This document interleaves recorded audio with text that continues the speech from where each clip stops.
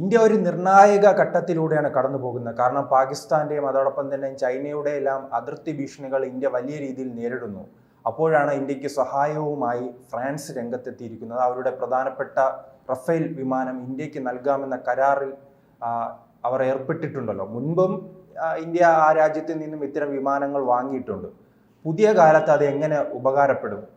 തീർച്ചയായിട്ടും പുതിയ കാലത്ത് ഉപകാരപ്പെടുന്ന പുതിയ തലമുറ വിമാനങ്ങളാണ് വാങ്ങുന്നത്.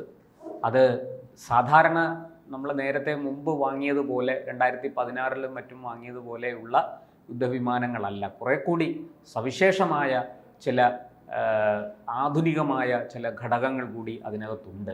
ഇപ്പോൾ വാങ്ങുന്നത് ഈ റഫേൽ മറീൻ വിമാനങ്ങളാണ്. അതായത് വിമാനവാഹിനി കപ്പലുകളിൽ നിന്ന് പറന്നുയരാനും തിരിച്ചതിലേക്ക് പറന്നിറങ്ങാനും കഴിയുന്ന കടൽ യുദ്ധത്തിന് നാവികസേനയ്ക്ക് ഉപയോഗിക്കാൻ കഴിയുന്ന തരത്തിലുള്ള വിമാനങ്ങളാണ് ഈ 26 എണ്ണം ഇപ്പോൾ ഇന്ത്യ കരാറിൽ ഏർപ്പെടുന്നത്. തിങ്കളാഴ്ച കരാറിൽ ഒപ്പിടും. നേരത്തെ തന്നെ നമ്മുടെ ക്യാബിനറ്റ് സമിതി അതിന് അംഗീകാരം കൊടുത്തിരുന്നു. അത് സംബന്ധിച്ച് അതിൻ്റെ വിശദാംശങ്ങൾ പ്രതിരോധ വകുപ്പ് പുറത്തുവിട്ടിട്ടുണ്ട്. ഇപ്പോൾ ഞാൻ ആ വിശദാംശങ്ങളിലേക്ക് കടക്കാം. അതിനു മുമ്പ് 1-2 കാര്യങ്ങൾ പറയാനുള്ളത്. ഈ പറഞ്ഞതുപോലെ വിമാനവാഹിനി കപ്പലുകളിൽ ഉപയോഗിക്കാൻ കഴിയുന്ന വിമാനങ്ങളാണിത്. കൃത്യമായിട്ട് 26 എണ്ണമാണ് നമ്മൾ വാങ്ങുന്നത്.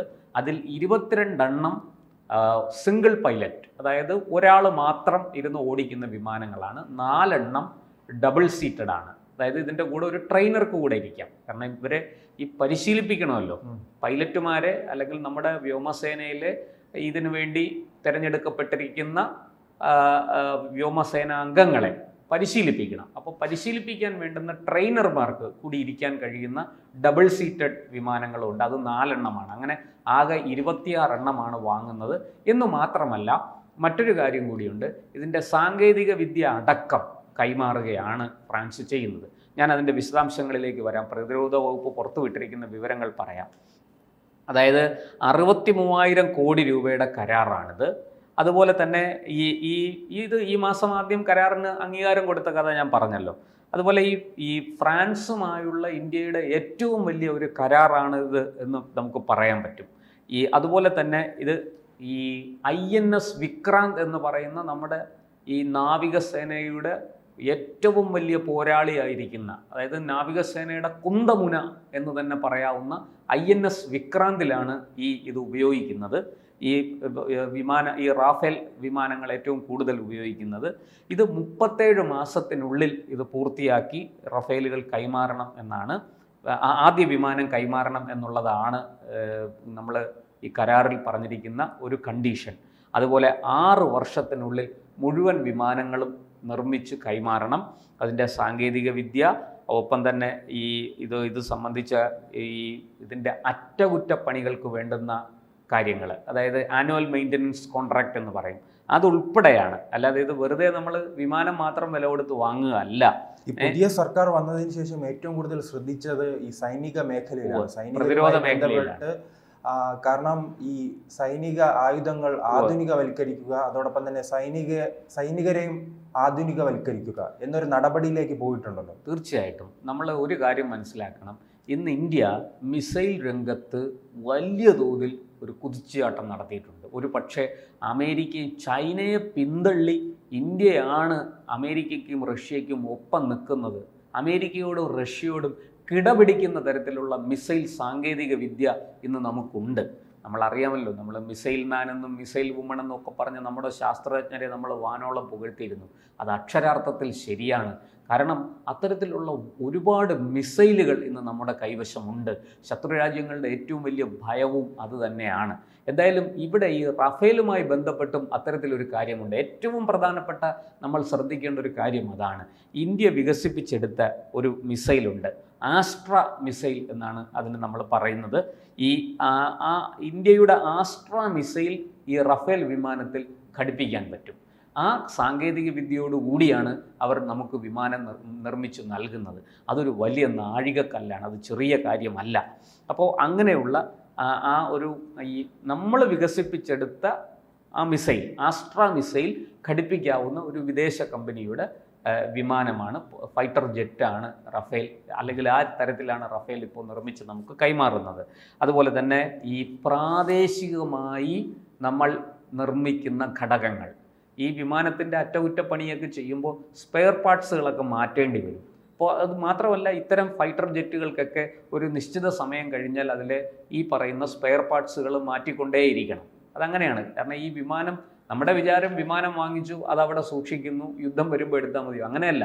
ഇത് കൃത്യമായിട്ട് ഇതിനെ പറപ്പിക്കണം, ഇതിനെ പരിശീലിപ്പിക്കണം, ഇതിൻ്റെ ഈ പറയുന്ന പോലെ പ്രവർത്തന പരിധി അല്ലെങ്കിൽ അതിൻ്റെ പ്രവർത്തന മികവ് നമ്മളെപ്പോഴും പരിശോധിച്ചുകൊണ്ടേയിരിക്കണം. അതിന് നിരന്തരമായിട്ടിത്, അതിനാണല്ലോ നമ്മൾ ഈ പ്രത്യേകിച്ചും ഈ ഷോകൾ വെക്കുന്നത്. പ്രതിരോധ സേന ഈ വ്യോമസേനയുടെയും വ്യോമസേനയുടെയും നാവികസേനയുടെയും കരസേനയുടെയും ഒക്കെ പ്രദർശനങ്ങൾ വെക്കും. അവർ ഈ പറയുന്നത് പോലെ ഈ വിമാനങ്ങളുടെയും അല്ലെങ്കിൽ ഇത്തരത്തിലുള്ള യുദ്ധോപകരണങ്ങളുടെയും ഒക്കെ പ്രവർത്തനം കാണിച്ച് ഒക്കെ ഉള്ളൊരു വയ്ക്കും. അതുപോലെ മോക്ക് ഡ്രില്ലുകൾ ഉണ്ടാകും, മറ്റ് സേനകളുമായിട്ട് ചേർന്ന് അല്ലെങ്കിൽ മറ്റ് രാജ്യങ്ങളിലെ സേനകളുമായിട്ട് ചേർന്ന് അഭ്യാസം.